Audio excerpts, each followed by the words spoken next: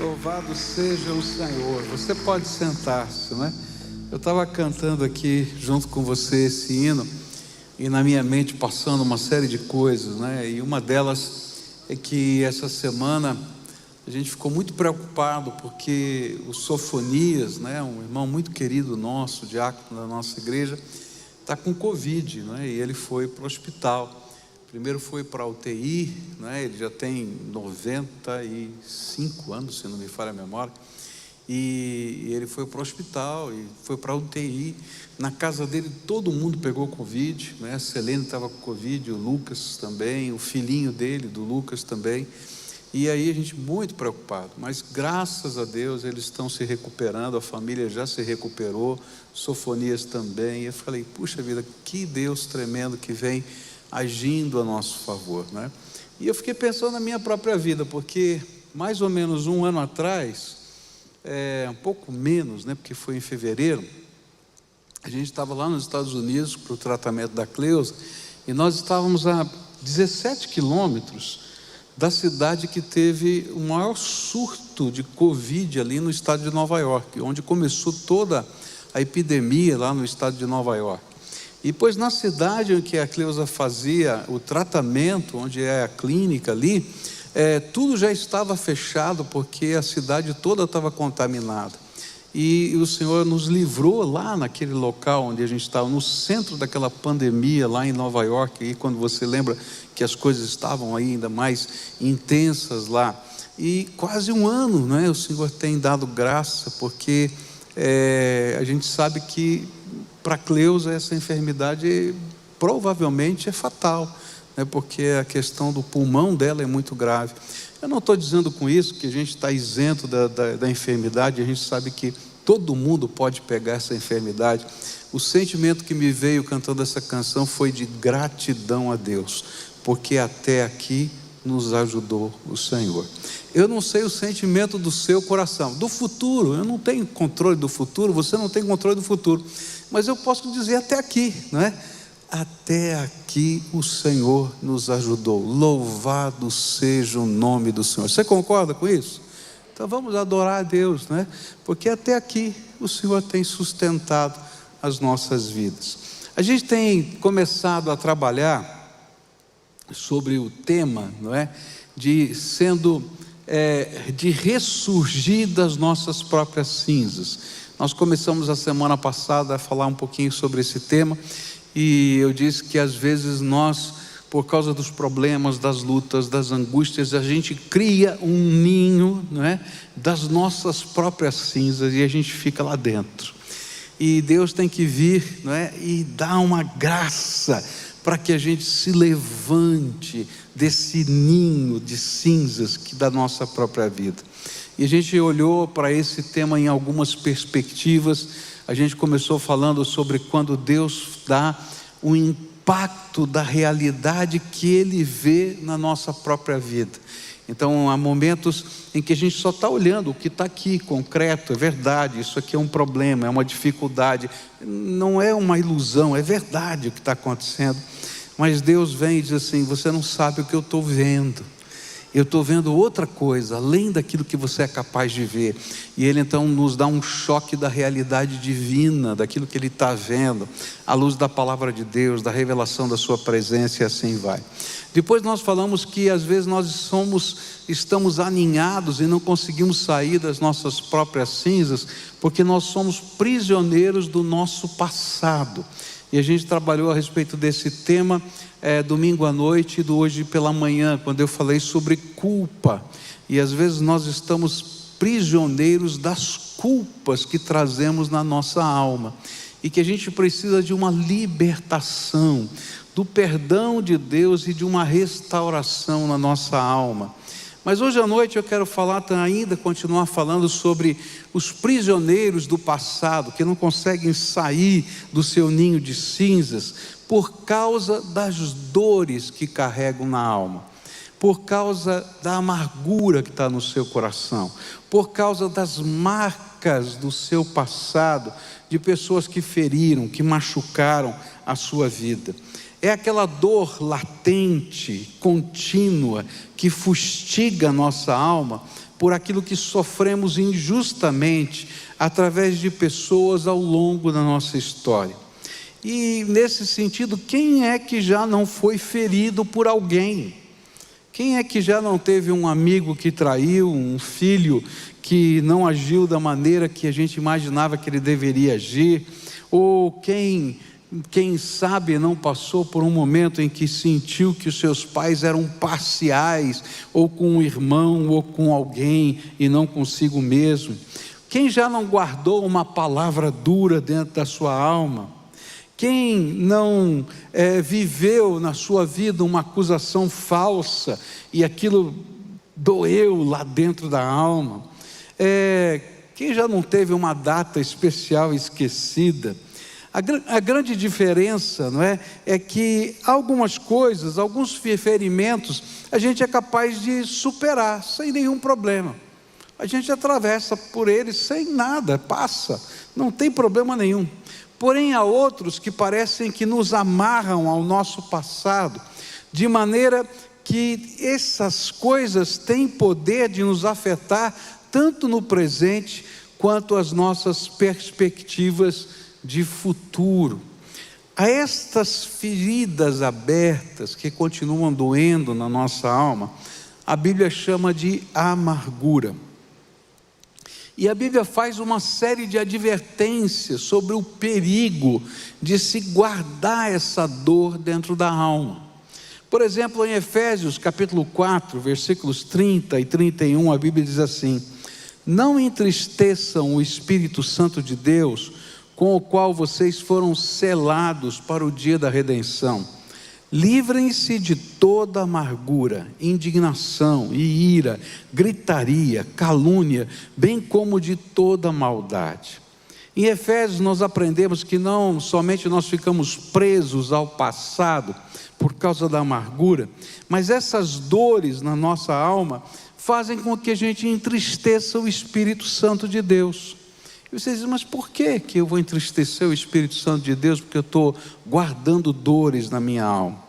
Porque o Senhor já nos perdoou tanto, e Ele gostaria que nós pudéssemos aprender com Ele a perdoar aqueles que nos feriram. E quando a gente não aprende a perdoar aqueles que nos feriram, a semelhança dele mesmo que já nos perdoou tanto, Ele fica triste, porque nós não entendemos o significado do amor e da graça que Ele está derramando sobre a nossa vida.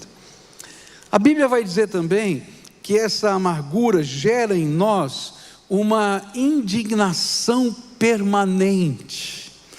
Tem um vulcão dentro da gente, e esse vulcão está lá ardendo dentro da gente. A gente vive indignado com a vida, com as pessoas, e às vezes a gente transfere essa indignação para aqueles que nada fizeram para gerar a nossa dor, e a gente vai soltando fogo para tudo quanto é lado. Você conhece gente assim? Que vive essa indignação latente, e você encostou, pronto, já levou patada, né? Literalmente. A Bíblia fala também, que essa indignação constante às vezes vira ira, vira raiva. A gente vê o brilho, aquele vermelho nos olhos, o pavio mais curto do que seria o normal.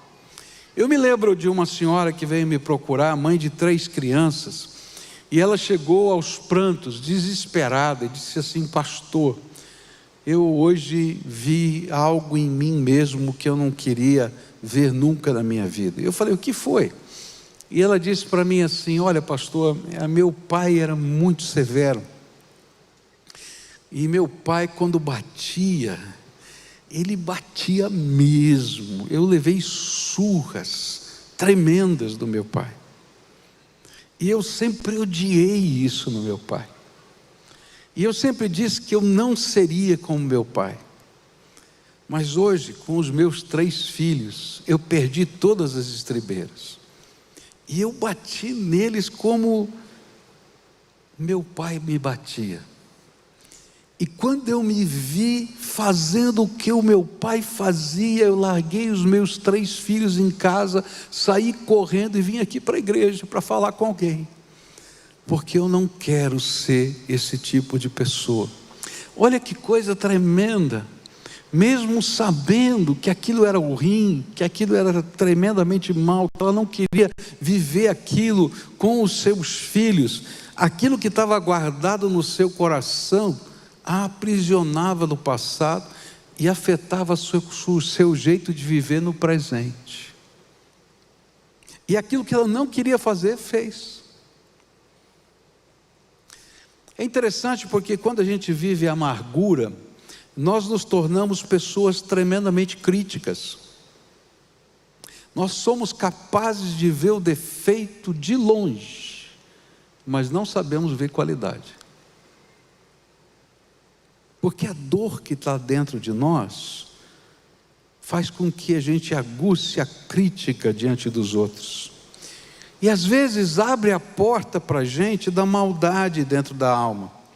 Porque se pessoas fizeram a gente sofrer, lá dentro da gente a gente se sente no direito de fazer outros sofrerem também. E é por isso que lá em Hebreus capítulo 12, versículos 14 e 15, a Bíblia diz assim: esforcem-se para viver em paz com todos e para serem santos. Sim, santidade, sem santidade ninguém verá o Senhor. Cuidem que ninguém se exclua da graça de Deus, que nenhuma raiz de amargura brote e cause perturbação, contaminando muitos. E é por isso que a Bíblia está dizendo para a gente que essa amargura não apenas envenena a nossa alma, mas nós também nos tornamos pessoas que envenenam o ambiente, e nós nos tornamos perturbadores do ambiente em que estamos inseridos, porque a amargura que está dentro de nós contamina outras pessoas e faz com que os relacionamentos sejam tóxicos. É interessante que no livro Provisão Divina para a Sua Saúde, o Dr. Macmillan, escrevendo sobre a amargura, e eu vou só tirar alguns trechinhos da página 77 desse livro, ele diz assim: no momento em que começo a odiar um homem, torno-me seu escravo. Meus ressentimentos produzem hormônios de tensão no corpo e fico cansado após poucas horas de trabalho. E o trabalho que antes me divertia é agora insuportável. Até mesmo as férias deixam de me dar prazer. O homem que odeio me acompanha onde vou. Não posso escapar a essa pressão da mente. O homem que odeio não me permite saborear a comida. Por isso o rei Salomão deve ter dito: melhor é um prato de hortaliças onde há amor do que boi cevado, com ele o ódio. Ele está dizendo assim: olha, o churrasco fica ruim e a salada fica boa. O homem que odeio não me permite dormir. Minha cama é uma tortura. Realmente devo entender que sou um escravo do homem sobre quem recai o meu ódio. E é nesse sentido que muitos psicólogos e médicos dizem que a amargura faz com que a gente fique doente. A gente adoece das chamadas doenças psicossomáticas ou psicoafetivas, e elas então alteram o nosso estado, tanto físico quanto emocional. E o amargo que está em nós se torna amargo para quem vive ao nosso redor. Bom, mas qual é o remédio para esta enfermidade? Como é que a gente sai e ressurge das cinzas? Eu já sei que eu posso me aninhar, mas como é que eu saio dessa? E aí a Bíblia vai dizer para a gente que o único remédio para a gente sair desse negócio chama-se perdoar os que nos feriram. Complicado isso. Porque perdoar, à primeira vista, parece uma tremenda injustiça. porque eu vou ter que pagar a dívida sozinho de uma conta que eu não fiz. Não é verdade? Dá uma raiva. Tremenda. E dependendo de como a dor foi gerada e as consequências dessa dor na sua vida, mais difícil é perdoar. Mas hoje eu gostaria de apresentar algumas lições práticas para que a sua alma possa ser curada da amargura através do perdão. E a primeira lição prática é que, se você é um cristão, se você já nasceu de novo em Cristo Jesus, se Jesus é o seu Senhor, o seu Salvador, se Ele habita o seu coração, se o Espírito Santo está aí dentro de você, então perdoar para você não é uma opção, é uma obrigação. E isso fica muito claro na palavra de Deus. Mateus 6, versículos 12 a 15, dizem assim: perdoa as nossas ofensas, como também nós perdoamos as pessoas que nos ofenderam. Porque se vocês perdoarem as pessoas que ofenderem vocês, o Pai de vocês que está no céu também perdoará a vocês.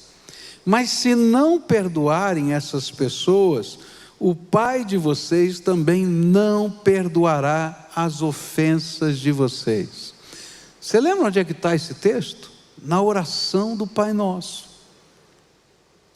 O que Jesus está nos ensinando é que, se nós desejamos que o Senhor nos perdoe, nós precisamos aceitar o compromisso de usarmos o mesmo critério de graça que Deus tem usado para conosco, para com todos os que têm falhado ou machucado a nossa vida.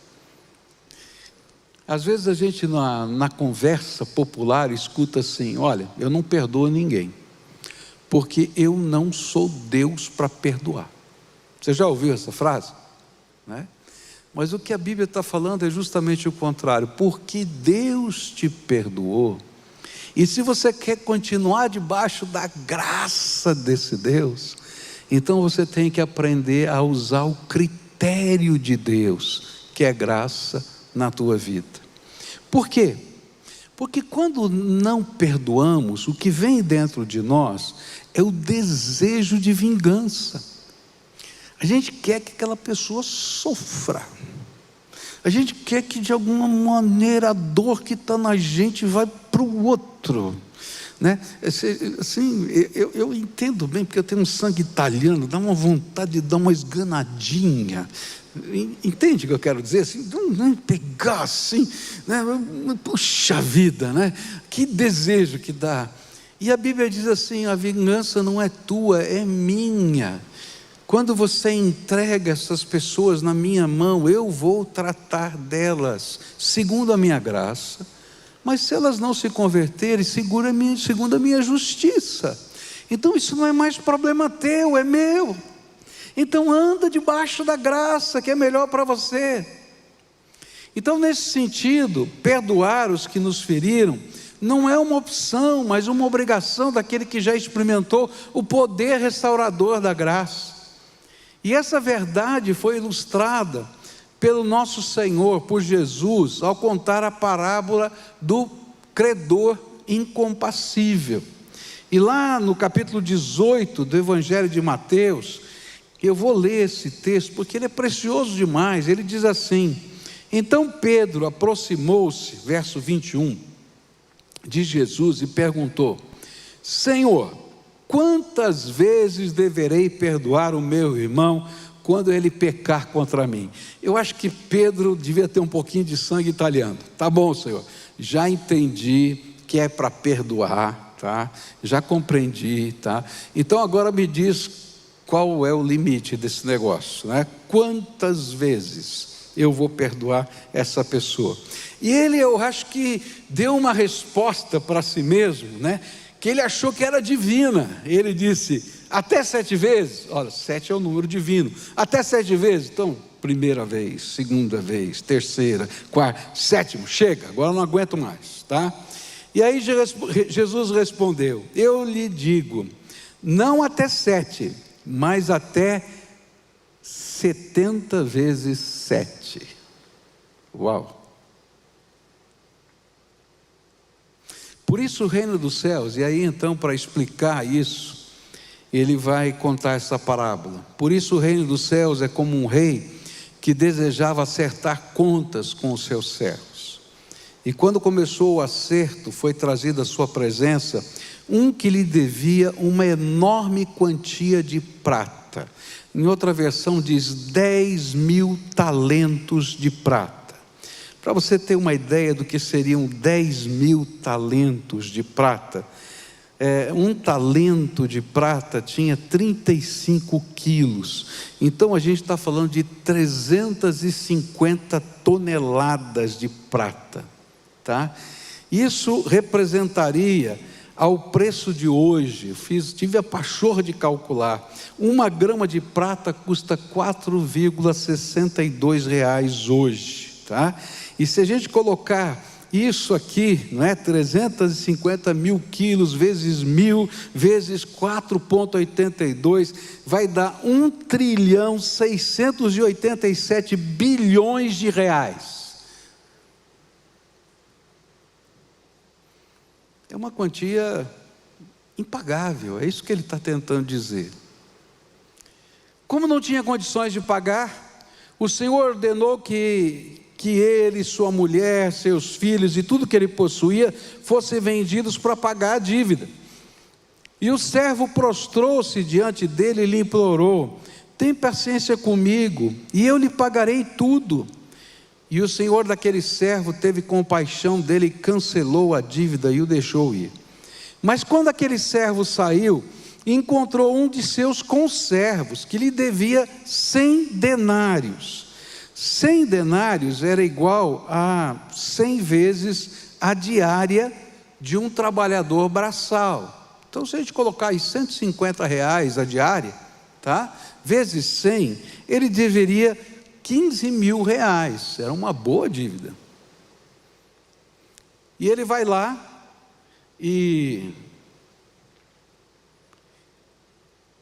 pega esse. Então ele vai lá, agarrou e começou a sufocá-lo, dizendo: pague-me o que me deve. E então o seu conservo caiu de joelhos e implorou-lhe: tenha paciência comigo, eu lhe pagarei. Mas ele não quis, antes saiu e mandou lançá-lo na prisão até que pagasse a dívida. E quando os outros servos, companheiros dele, viram o que havia acontecido, ficaram muito tristes e foram contar ao seu senhor tudo o que havia acontecido. E então o senhor chamou o servo e disse: servo mau, cancelei toda a sua dívida porque você me implorou. Você não devia ter tido misericórdia do seu conservo, como eu tive de você? Irado, seu senhor entregou aos torturadores, até que pagasse tudo o que devia.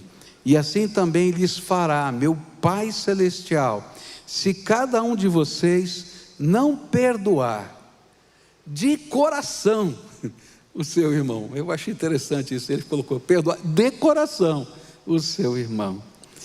Que coisa tremenda! Quando a gente vê essa parábola e a gente entende esse contexto, não é? O que entra e fica claro diante de nós é que Deus está dizendo assim: você tinha uma dívida impagável, você ia para o inferno, e eu paguei todo o preço. E olha, não foi barato, eu morri na cruz por você. Então aprenda a usar o mesmo critério que eu tenho tido com você, com as pessoas que te ferem. O que a gente vê aqui é que pelo perdão de Deus, nós não apenas somos restaurados, mas nós nos tornamos nessa terra agentes de restauração. E quando a gente entende essa lógica divina, nós vivemos dentro de nós sentimentos de que podemos confiar tanto na graça quanto na justiça de Deus. Se o Deus santo e justo pode nos perdoar, porque nós, injustos, pecadores, não poderíamos demonstrar graça para com os pecados dos outros? Se nós podemos entender o poder restaurador da graça na nossa própria vida, como não podemos entender que Deus também possa restaurar pessoas através da graça que oferecemos? E então Deus nos dá a oportunidade de, através das nossas ofensas, daquilo que nós sofremos, crescer na vida cristã, refletindo as qualidades de Cristo para com o ofensor. E a graça que recebemos não se torna só minha, mas a gente começa a repartir. Mas quando não perdoamos e guardamos amargura em nosso coração, assumimos um direito que a gente não tem, de vingança, de punição, porque esse direito só pertence a Deus. Porque quando a gente age dessa maneira, a gente confia tanto na graça quanto na justiça de Deus. E é isso que diz Romanos 12, versos 19 em diante. Amados, nunca procurem vingar-se, mas deixem com Deus a ira, pois está escrito: minha é a vingança, eu retribuirei, diz o Senhor. Ao contrário, se o seu amigo tiver fome, dele de comer. Se o seu inimigo tiver fome, dele de comer.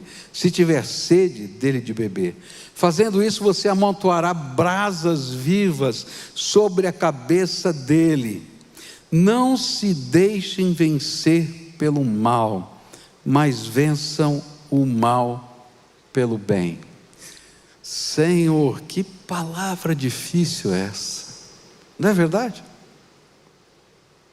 Mas quando a gente entende os mecanismos que existem dentro da nossa própria consciência, eu vou falar um pouquinho deles um pouquinho mais adiante, a gente entende a grandeza de como Deus está agindo através de nós. Bom, se o perdão não é uma opção, então, como é que funciona o perdão que Deus espera de mim? Como é que funciona isso? Porque se eu não entender, talvez eu não consiga viver isso. E a primeira coisa que a gente vai aprender é que perdão não é uma emoção. A gente fica esperando dentro da gente uma emoção perdoadora.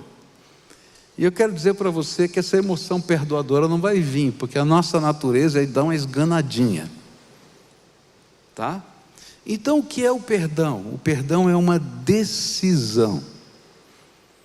É um ato da minha vontade, não um ato das minhas emoções. O perdão é uma decisão de não levantar mais a ofensa perante 3 pessoas. E eu decido na minha alma não levantar mais a ofensa diante de 3 pessoas.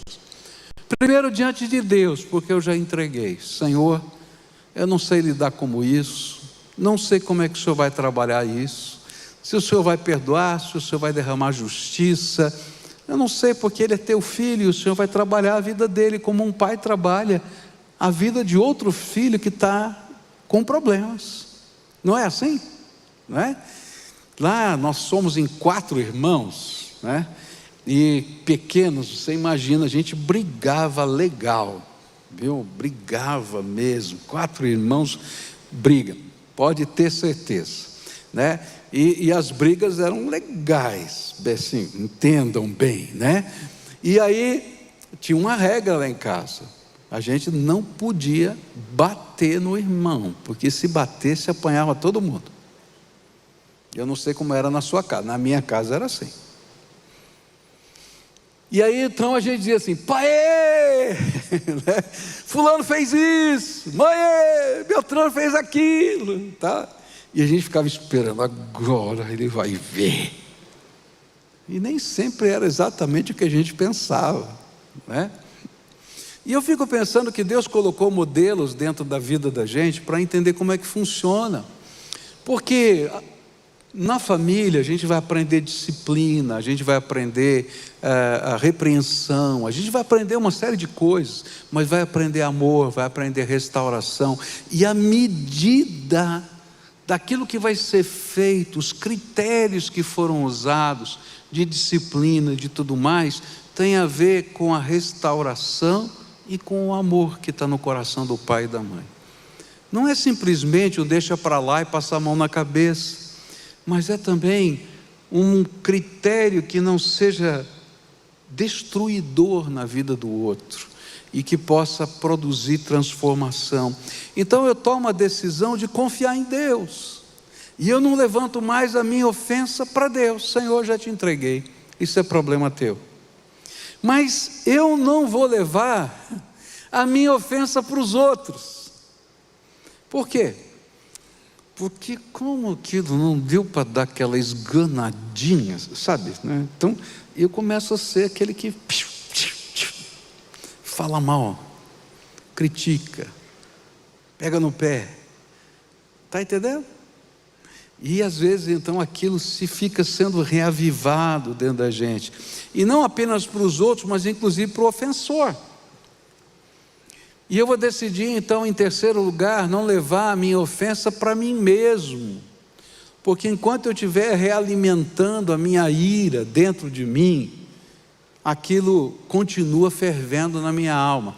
Se você já viveu um tempo de ira, de raiva mesmo, né? Você vai perceber que vai chegando uma hora que o seu corpo vai diminuindo um pouquinho a adrenalina, você vai acalmando, não é? A ira vai baixando um pouquinho, aí você fica com raiva de você, porque a ira está baixando, e você começa a realimentar de novo, porque você não se conforma que a ira está baixando, e aí a Bíblia está dizendo, olha, chega. Por isso ele vai dizer, não se passe o sol sobre a vossa ira.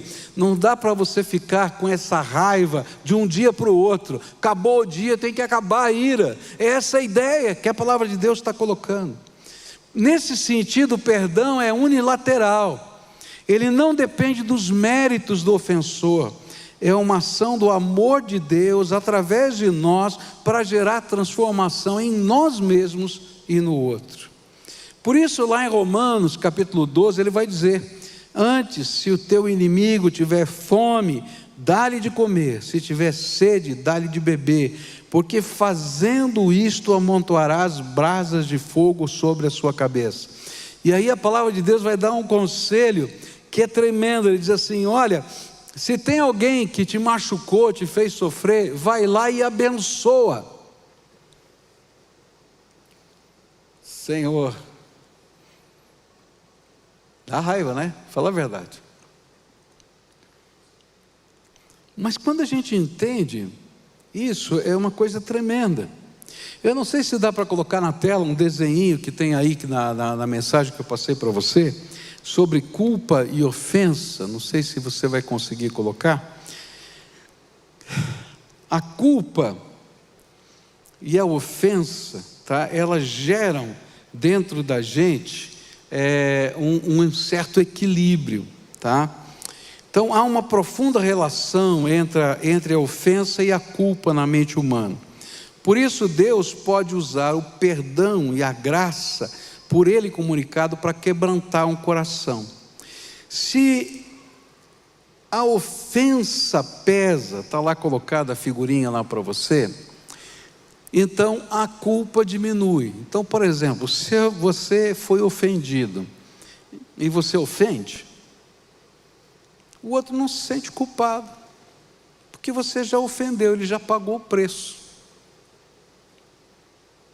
Agora, muda de figura agora, tem uma próxima figura aqui, tá?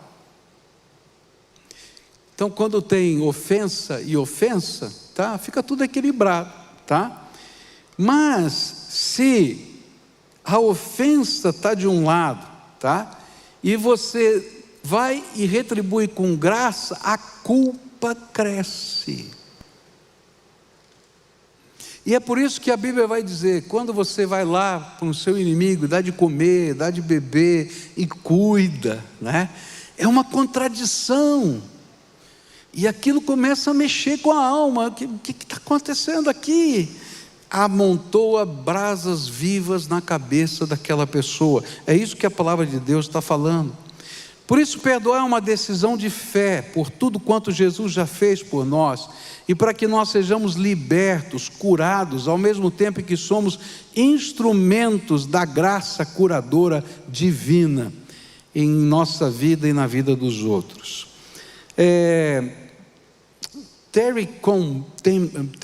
Corrie ten Boom escreveu um livro muito interessante. O livro chama-se Andarilha para o Senhor. E nesse livro ela trabalha muito a questão do perdão. E ela teve uma experiência muito intensa. Ela estava pregando numa igreja, já era uma grande evangelista, uma escritora famosa, e ela estava pregando nessa igreja, quando se aproximou dela um dos que foram os líderes de um campo de concentração onde ela esteve presa. E ela conhecia bem aquele homem, ela lembrava do rosto dele, ela lembrava do que tinha acontecido no campo de concentração na Segunda Guerra Mundial. E aquele homem, depois da mensagem, chegou para ela, estendeu a mão para ela e disse: Corrie, eu sou fulano de tal. Ela disse: eu sei quem você é, eu estava lá naquele campo de concentração e eu vim aqui pedir perdão. E ela disse que quando aquele homem falou aquilo, veio um negócio muito estranho dentro dela, uma mistura de raiva, de ira, de vontade de picar o cara, sabe, tudo misturado, estava lá dentro dela. Mas ela sabia do que a palavra de Deus dizia, e ela tinha que tomar uma decisão: estender a mão ou não estender a mão. E o homem ficou com a mão estendida, e ela com a mão grudada no corpo. Ela não sabia se estendia ou não estendia. E quando chegou um dado momento, ela decide estender a sua mão e perdoá-lo. E quando ela estende a mão, e as mãos se tocam, ela diz uma coisa interessante, que ela sentiu o Espírito Santo de Deus vir sobre ela e enchê-la da sua graça. Sabe, perdão não é um sentimento, é uma decisão de fé. Mas essa decisão de fé vem acompanhada do Espírito de Deus que vem sobre nós, nos cura, nos transforma, mexe com a nossa alma. É muito interessante como Deus trabalha essa transformação. E a próxima pergunta que você talvez fizesse é: pastor, tá bom, não é uma opção, é uma decisão. Se eu não perdoo, eu passo mal, fico doente. Se eu perdoo, vem graça de Deus sobre a minha vida. Então, como é que eu perdoo? Porque eu não consigo. Há muitas pessoas que desejam perdoar, mas não conseguem, porque vivem presas, amarradas às ofensas e ao ofensor. E por isso eu gostaria de dar algumas dicas de como a gente pode perdoar. A primeira dica é: aliste as ofensas do ofensor contra você. Faz uma lista. Para quê? Para você ter claro na sua mente o que é que está doendo, porque normalmente essas coisas a gente esconde debaixo do tapete, dizendo: já superei. É nada, é mentira, só que isso está lá, fazendo mal na sua vida. Então faz uma lista, e se for possível, coloca numa próxima coluna as suas ofensas contra esse mesmo ofensor, porque de alguma maneira você já falou mal, você já fez, você já aconteceu. Então coloca lá o que você já fez também. E tenta viver a situação pelo olhar, pela perspectiva do ofensor. E nesse sentido a gente vai pedir perdão para Deus e vai pedir perdão de Deus para o ofensor. E aí, a sós com Deus, a gente entrega ao Senhor o direito de executar qualquer retribuição, reconhecendo quão grande era a dívida que eu tinha com Deus.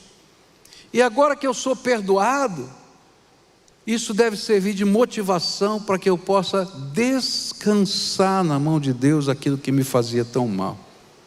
E aí você faz um compromisso com Deus, de jamais, a partir daquela data, levantar ofensa perante aquela pessoa, ou outras pessoas, perante você mesmo, ou até com Deus. Você vai descansar na graça de Deus. E se você tiver a oportunidade, invista na vida do ofensor, na medida do possível. Isso significa, no mínimo, orar por essa pessoa, para que Deus transforme, para que Deus salve, para que Deus mude, para que Deus faça alguma coisa. Mas se você tiver a oportunidade, abençoe. Eu tenho visto aqui verdadeiros milagres acontecerem, de famílias que não se conversavam, de pais e filhos que não se viam, e Deus começa a trabalhar essa ideia de perdão no coração dessas pessoas, e essas pessoas começam colocando isso diante de Deus, e depois Deus os leva a fazer coisas extraordinárias. Eu vi filhos que foram construir casa para os seus pais. Eu vi situações em que essas pessoas estavam passando por grandes dificuldades, e o socorro veio daqueles a quem eles tinham mais machucado, porque Deus estava fazendo uma obra de salvação e transformação naquela vida também. E aquelas pessoas se tornaram instrumentos da graça de Deus.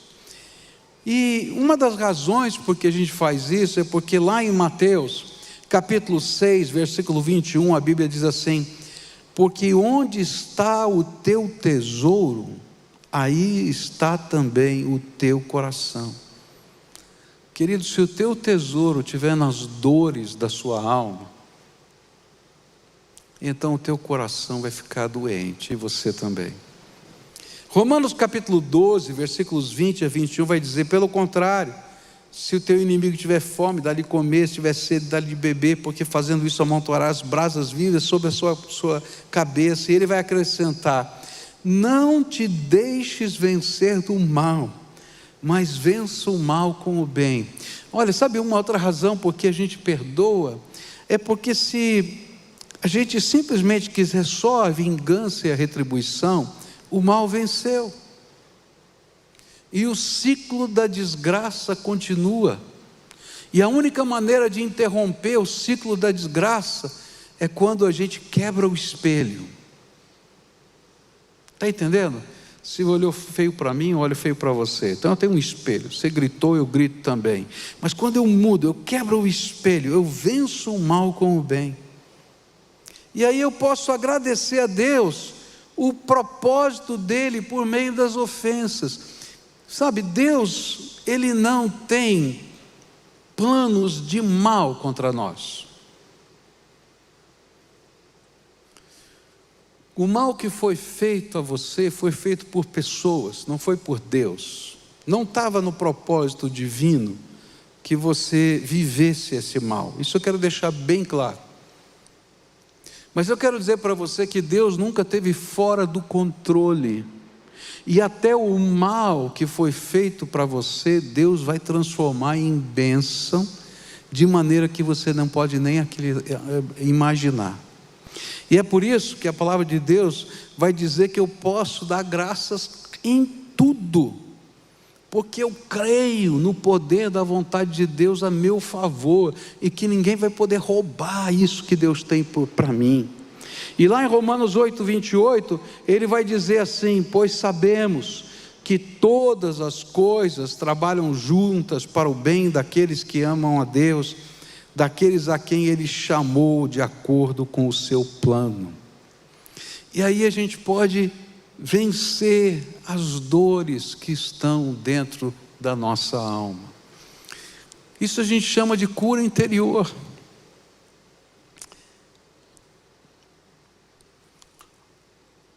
Eu já vivi momentos em que eu precisei ser curado, não uma vez, várias vezes.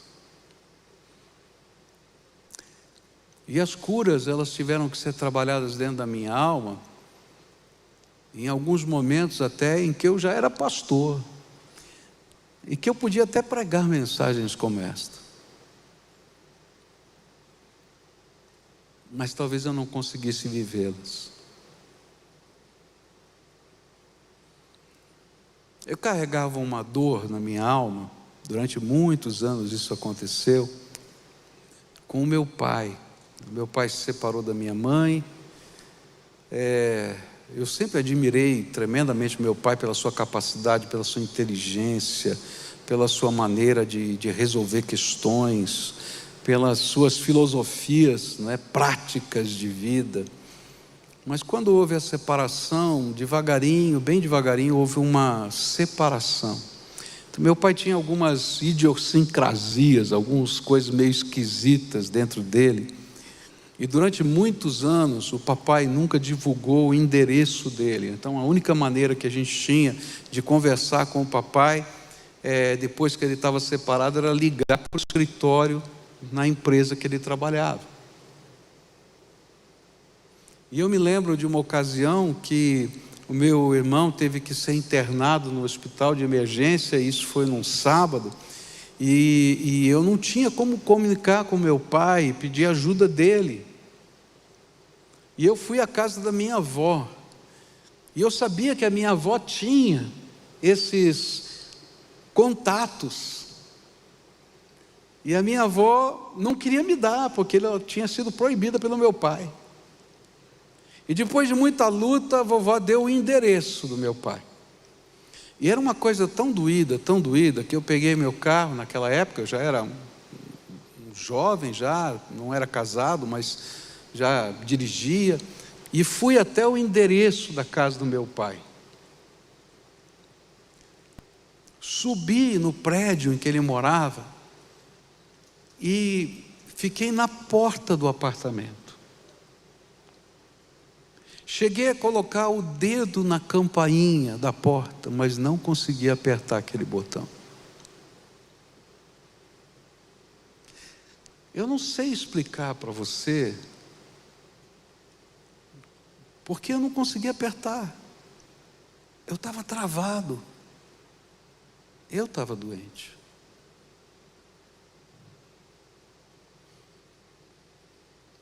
Então eu achei uma maneira de resolver o meu problema. E às vezes essa é a maneira que a gente faz. A gente elimina, não é? Essas pessoas ou esses contatos que geram dor do nosso círculo. Então eu fui me afastando cada vez mais do meu pai. Eu queria muito que meu pai estivesse participando de todas as coisas da minha vida, mas ao mesmo tempo o papai era complicado. Então a gente chamava ele, por exemplo, para conversar. Ele marcava num café, ou às vezes ele encostava o carro na porta da minha casa e dizia: desce para conversar comigo, porque ele não subia na minha casa. Não me pergunte por quê, até hoje eu não entendi. Mas isso magoava. Agora, o dia que foi a coroação de tudo foi quando o Michel nasceu.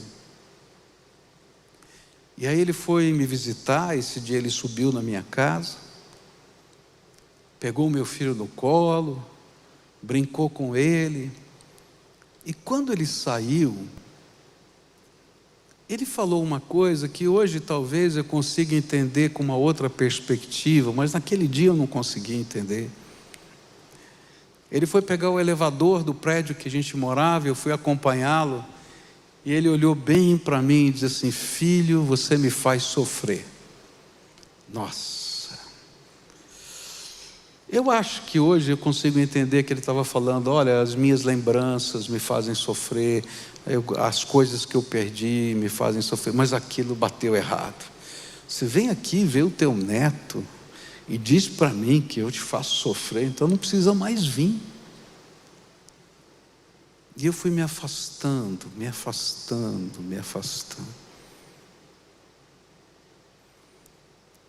E cada vez fiquei mais longe.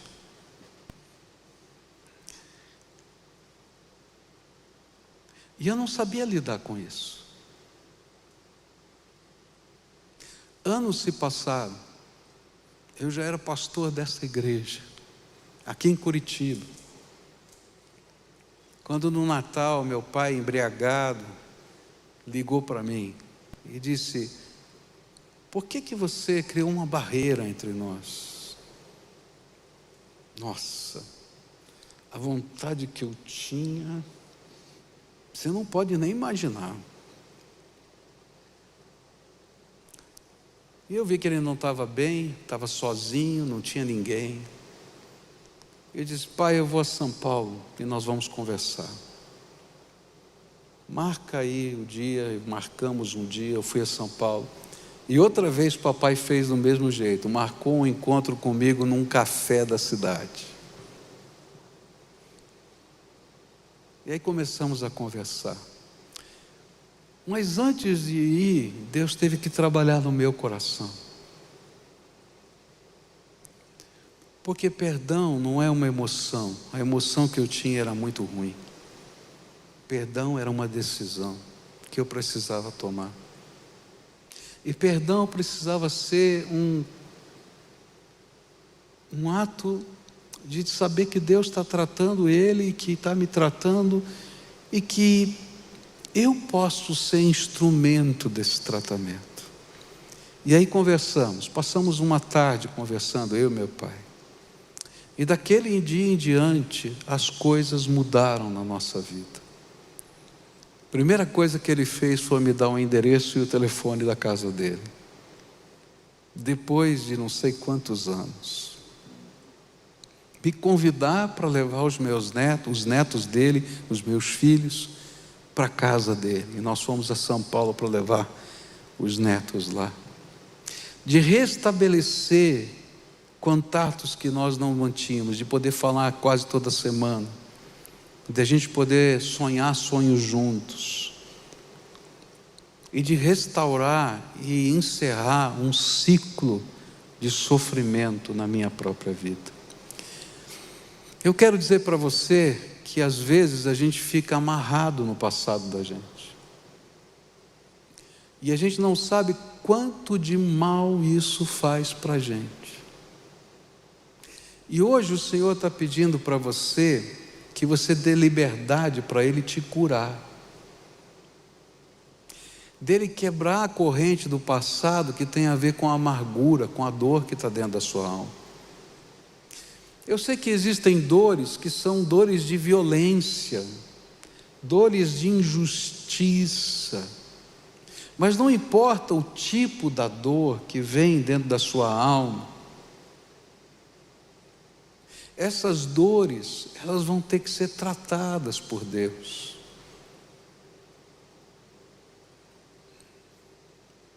Só depois dessa data, dessa restauração com meu pai, eu consegui abrir um arquivo. Eu tinha um arquivo de papel, hoje eu não tenho mais, hoje é tudo digitalizado, mas eu tinha um arquivo de pastas, onde eu colocava artigos teológicos, materiais de pesquisa. E dentro daquele arquivo eu tinha uma carta que eu tinha escrito para o meu pai e nunca tinha entregue.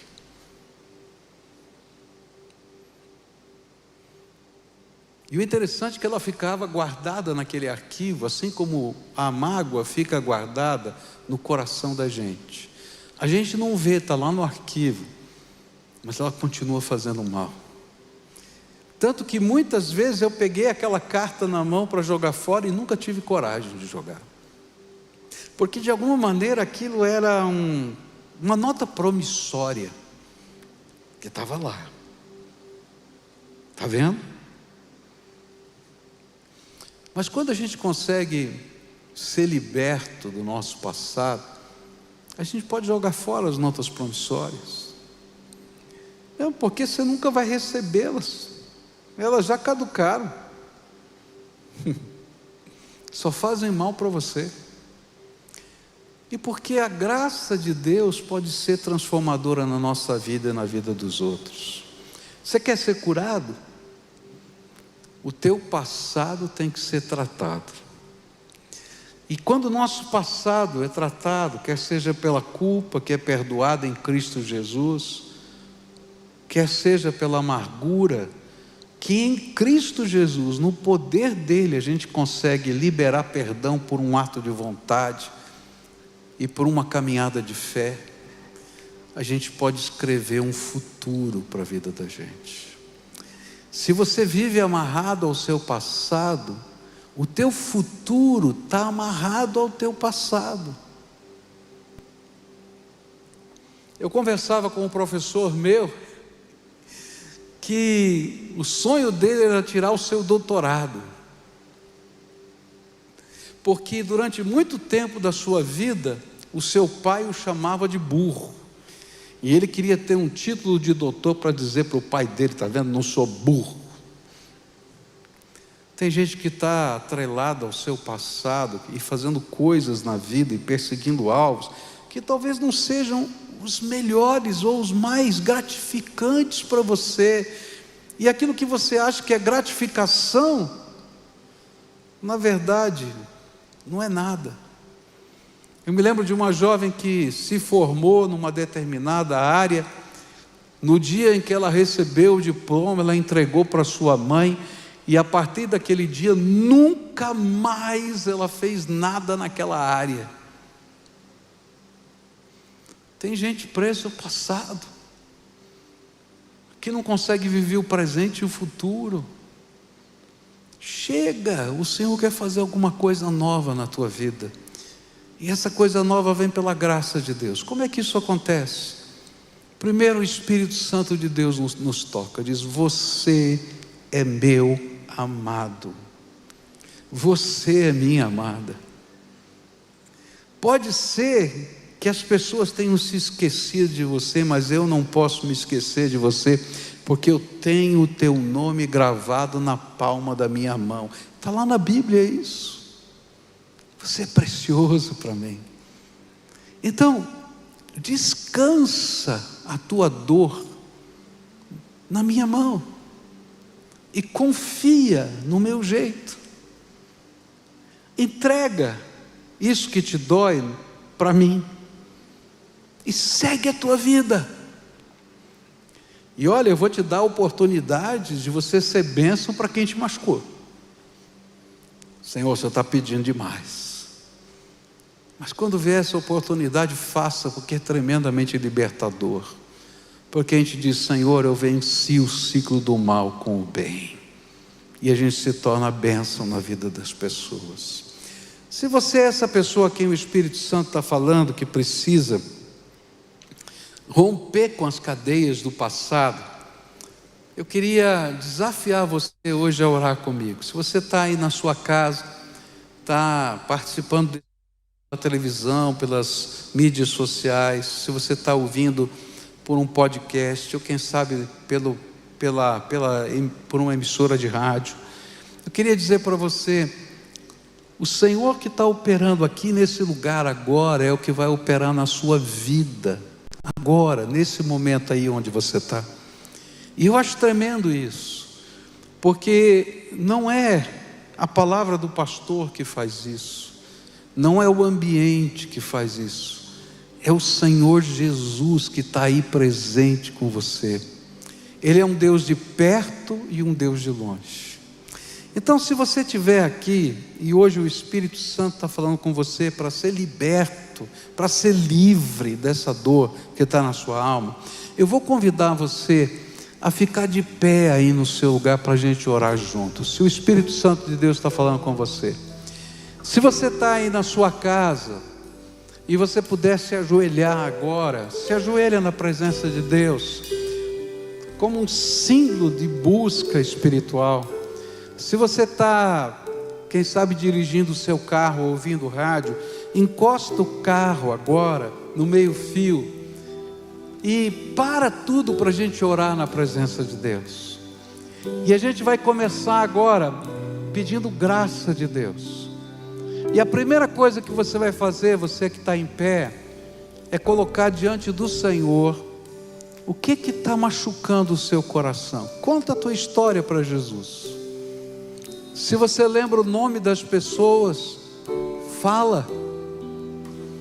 Eu conheço pessoas que vão passar por profundas emoções, porque dependendo da intensidade da dor que você está vivendo, isso machuca muito. Então fala com o Senhor.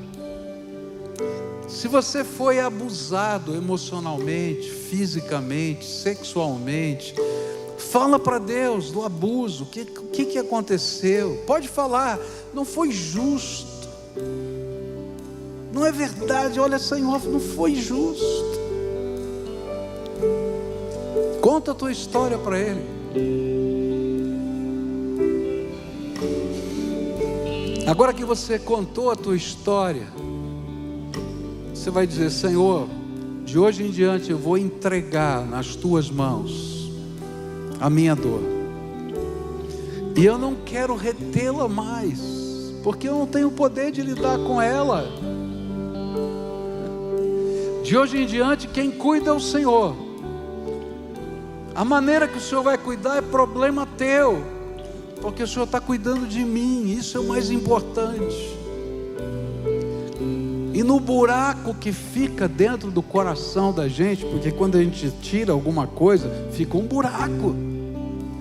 Pede: Senhor, venha habitar o Senhor o meu coração, com a alegria do Senhor, com a bênção do Senhor, com a força do Senhor, com o poder do Senhor, com as misericórdias do Senhor. Constrói algo novo na minha vida. O desejo de vingança, de que o outro sofra, entrega na mão de Deus. A palavra diz que é tua vingança. Então, como o Senhor vai tratar é problema teu. Eu só vou orar agora, pedindo que o Senhor derrame graça sobre a nossa casa, sobre a nossa família, sobre a nossa vida. Como o Senhor vai fazer, eu não sei. Porque talvez se eu desse um palpite não seria tão bom assim, Senhor. Senhor, quebra o ciclo do mal, institui o ciclo da bênção na minha vida e na minha casa. Agora eu quero orar por você. Senhor Jesus, Tu estás ouvindo a oração dos Teus filhos. São orações profundas. São orações que mexem com a estrutura da vida. E eu quero te pedir agora, em nome de Jesus, derrama o Teu Espírito Santo sobre esses Teus queridos. Derrama graça. Que o Teu amor seja cura na vida dessas pessoas. Que as Tuas bênçãos sejam, Senhor, mais do que abundantes, para que seus filhos se sintam supridos de tudo pela Tua graça. Que aquele sentimento de perda vá embora, pelo sentimento de que são amados do Todo-Poderoso e guardados na poderosa mão do Senhor. Querido Senhor, escuta a nossa oração e faz milagres aqui hoje. Tem gente enferma aqui, Senhor. Eu quero te pedir: cura, Senhor, porque estão doentes há tanto tempo. Cura, Senhor, cura, cura. E dá a Tua misericórdia, Senhor, sobre a vida deles. É aquilo que eu oro em nome de Jesus. Amém e amém. Agora todo o povo de Deus de pé, tá? E a gente vai caminhando para o final desse culto. Agora eu queria fazer um desafio para você. Se você fez essa oração aqui com a gente, ou lá em casa, ou lá no seu carro, não sei onde, eu queria pedir para você preencher esse link, pibcuritiba.org.br/Jesus. Você vai preencher esse link e alguém vai entrar em contato com você. E quando essa pessoa entrar em contato com você, você vai dizer assim: olha, eu estava no culto de domingo e eu preciso de ajuda para cura interior. Por quê? A gente está falando de coisas que são muito profundas na alma, sabe, mexem muito, queridos. É a tua história de vida. Talvez você escutou a minha história e não pudesse dizer: que é isso? Mas eu sei como é que isso estava fazendo mal para mim. E às vezes nós precisamos de pessoas maduras que nos ajudem a dar os próximos passos nessa jornada. Então não fica sozinho nessa jornada, deixa a gente como igreja caminhar junto com você. Quem vai ligar para você é ser humano, pecador, cheio de defeitos, com um monte de problema, tá? Igualzinho, mas é alguém que está na mesma jornada, tá? E o grupo que vai trabalhar com isso é o grupo que aqui na igreja, gente que trabalha só com cura interior, e eu tenho certeza que vai ser uma grande bênção na sua vida, tá? Então preenche lá e deixa a graça de Deus trabalhar na sua vida, para mais, para adiante. E eu queria convidar você para o domingo que vem pela manhã, tá? Porque domingo que vem pela manhã eu vou continuar essa série, e o tema de domingo que vem pela manhã é o futuro que Deus preparou para você. E eu não estou falando do céu, eu estou falando do futuro aqui e agora, tá? Um dia eu vou falar do céu, mas hoje eu vou continuar. Olha, você pode sair das cinzas, porque o Senhor preparou algo para hoje, para a tua vida, para um futuro. Então se a gente está livre, não é, do nosso passado, tem que construir o presente e o futuro. E esse vai ser o tema da semana que vem. Se você não puder estar com a gente domingo que vem de manhã, pelo menos assista pela televisão, pelos meios de comunicação que a gente usa, e participa para a gente entrar junto nessa jornada de fé. Adoremos ao Senhor juntos.